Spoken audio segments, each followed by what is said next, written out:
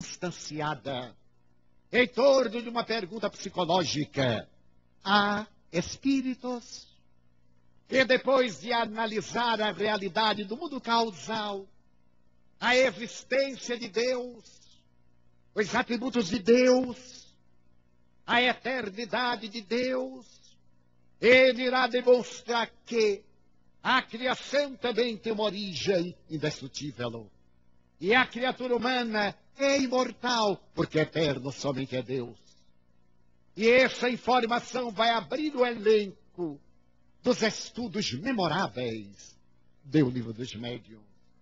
Logo depois, no capítulo número 3, ele que era considerado notável pedagogo, pois que veio trazer o método pestalozziano à cultura francesa, Allan Kardec estuda do método, de como se devem realizar as experiências de natureza mediúnica, e vai se adentrando no organismo da mediunidade, até o momento em que declara com vigor: todo aquele que sente em determinado grau a presença dos espíritos é, por isso mesmo, médium.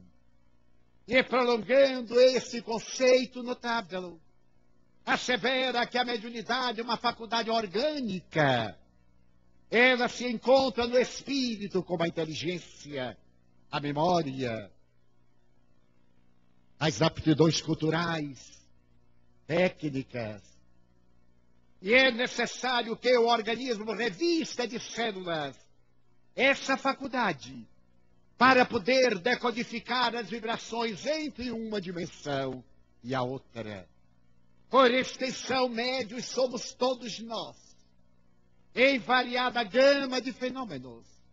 E logo estabelece que existem os médios, aqueles que são portadores de energia mais vigorosa, os médiuns ostensivos, e aqueles que são portadores de vislumbres, mas que podem orientar a sua faculdade para atingir a plenitude através do exercício.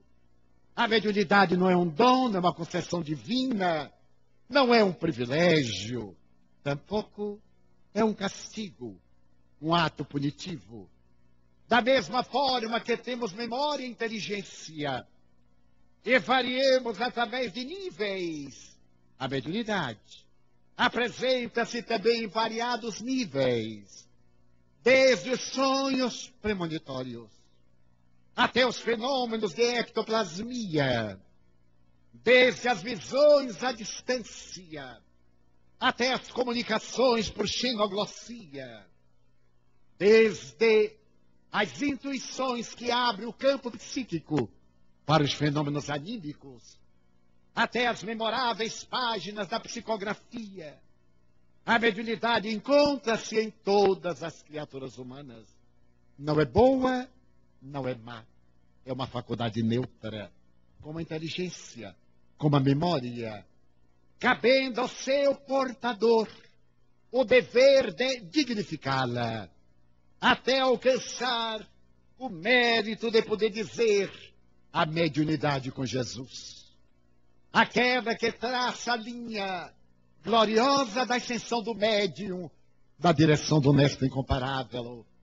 E que o Espírito Jeanne d'Arc, nas instruções finais, em O Livro dos Médiuns, tem a ocasião de dizer que é o momento do mediumato, em que o médium se torna um apóstolo da faculdade, como Chico Xavier, Ivone do Amaral Pereira, Eurípides Bassanufo, e o número incontável de missionários que passaram despercebidos da grande mídia e que exerceram a mediunidade dignificada na modéstia do seu lar, ou na simplicidade do templo espírita, através da abnegação, da caridade, sem os lauréis do mundo nem os aplausos das pessoas deslumbradas.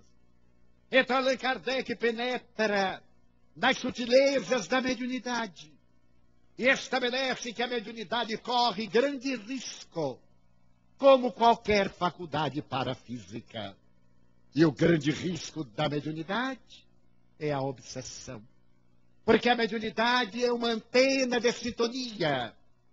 E de acordo com o caráter do médium, este irá sintonizar com os espíritos que lhe são afins, em relação às suas vidas pregressas, ou existências passadas, ou mesmo a existência atual.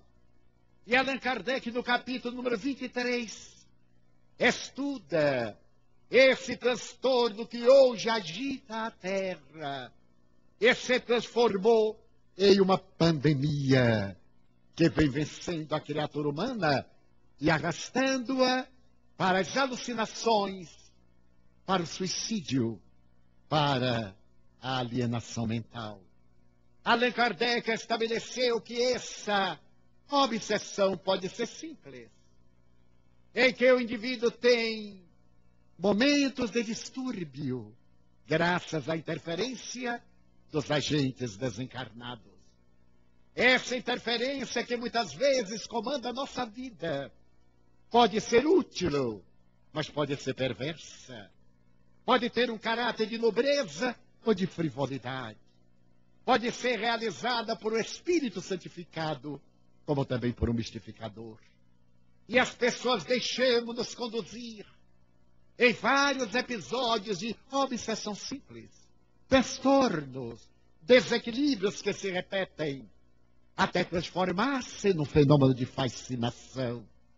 Quando o indivíduo se acredita portador de uma peregrina faculdade, quando ele se crê irretocável, quando pensa receber as entidades venerandas, aquelas que fazem parte da corte espiritual superior, e a cada instante desejam estar dominados pelo fenômeno, muitas vezes em comunicações ridículas e esdrúxulas, que dão uma sensação desagradável de anormalidade mental, muitas vezes confundida com o fenômeno da mediunidade. E, por fim, a mediunidade de subjugação, quando a pessoa perde o controle da personalidade, quando perde a sua individualidade para ser relativamente substituído pelo agente que lhe governa a mente, que o transtorna e que o leva a um estado paroxístico. Mas Allan Kardec não se detém aí. Ele analisa as terapêuticas preventivas à obsessão, assim como as terapêuticas curadoras, quando a obsessão encontra-se instalada. Mas também ele se refere que a mediunidade pode ser bloqueada e pode ser também retirada. O médium nunca se pode permitir anunciar, como infelizmente ocorre entre nós algumas vezes, que vai realizar fenômenos, porque os fenômenos não dependem dele, mas dos espíritos que o assessoram.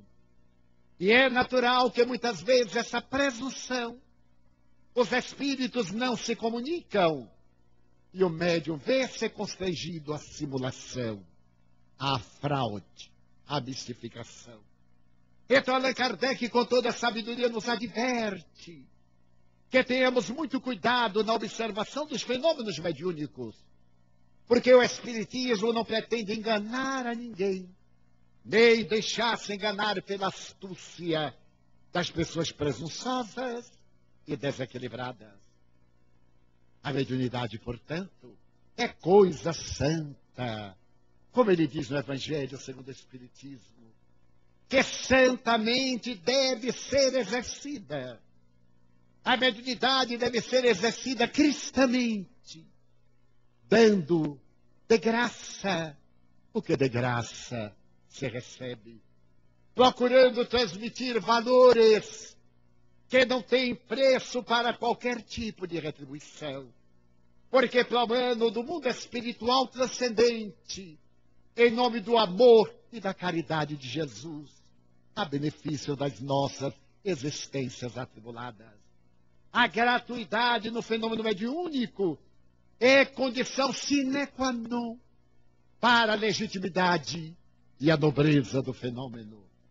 Mas Allan Kardec ainda prossegue quanto às evocações e estabelece o que é uma reunião mediúnica séria. Não poucas vezes, as pessoas que não se deram ao trabalho ou ao dever de estudar a doutrina espírita, assessorando médiuns e vigilantes, realizam sessões mediúnicas públicas, como se fosse um espetáculo para o divertimento dos ociosos, para o prazer dos desocupados. E o codificador diz com todas as palavras no livro dos médiuns: a mediunidade jamais subirá ao picadeiro dos circos, ao palco das distrações, para divertimento das pessoas ociosas. Por se tratar de uma questão muito delicada, porque o sistema nervoso do médium tem características especiais na sua constituição das glândulas endócrinas, particularmente da pineal, do timo, para poder irradiar-se de uma maneira eletrônica por todo o organismo, pelo sistema nervoso central, simpático e parasimpático, a fim de ocorrer nesta área do campo das vibrações o intercâmbio entre os seres que se comunicam e aqueles que se colocam à disposição. Então a mediunidade exige determinados requisitos que são indispensáveis, como qualquer faculdade, qualquer função, para poder dar os resultados superiores que se pretendem. Então Allan Kardec fala das sessões mediúnicas sérias, porque as há frívolas, perigosas, de natureza perturbadora, nas quais os espíritos também frívolos, perturbadores, deleitam-se em brincar com as pessoas inescrupulosas, que esperam aurir do mundo espiritual benefícios aos quais não fazem jus. Então Allan Kardec estabelece que nas reuniões mediúnicas sérias, as pessoas devem ser igualmente sérias, conhecidas entre si, para que possa avaliar o caráter uma da outra e chegar à conclusão de que essa pessoa não é capaz de fingimento, de astúcia ou de qualquer uma daquelas manifestações perturbadoras. Mas o insigne mestre teve o cuidado também de referir-se que o bom médium não é aquele que recebe apenas os espíritos nobres, como muitas vezes alguns dão a impressão. O bom médium é aquele que tem facilidade na comunicação com os espíritos de todos os naipes. E ainda nos veio advertir na Revista Espírita, de 1865, página 125, que devemos desconfiar dessas comunicações que trazem nomes pomposos e famosos, mas cujo conteúdo não resiste à mais mínima crítica. Eu mesmo tenho lido comunicação de Rui Barbosa, que uma criança de escola primária não escreveria em nível tão infeliz. Não passa de presunção do médium, que acredita recebendo uma comunicação de uma entidade famosa, também ele adquire fama, prestígio social. Para quê? Afinal, a mediunidade é um trabalho de dignificação transcendente para a nossa imortalidade.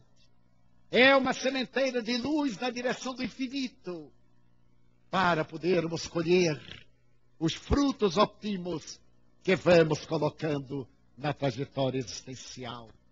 Mas Allan Kardec, para poder auxiliar aqueles que não têm o menor conhecimento da doutrina, apresenta no Livro dos Médiuns o regulamento da Sociedade Parisiense de Estudos Espíritas, o primeiro centro espírita do mundo, que ele iniciou em abril de 1858. Através desse regulamento, ele dá um modelo para que se possam criar os núcleos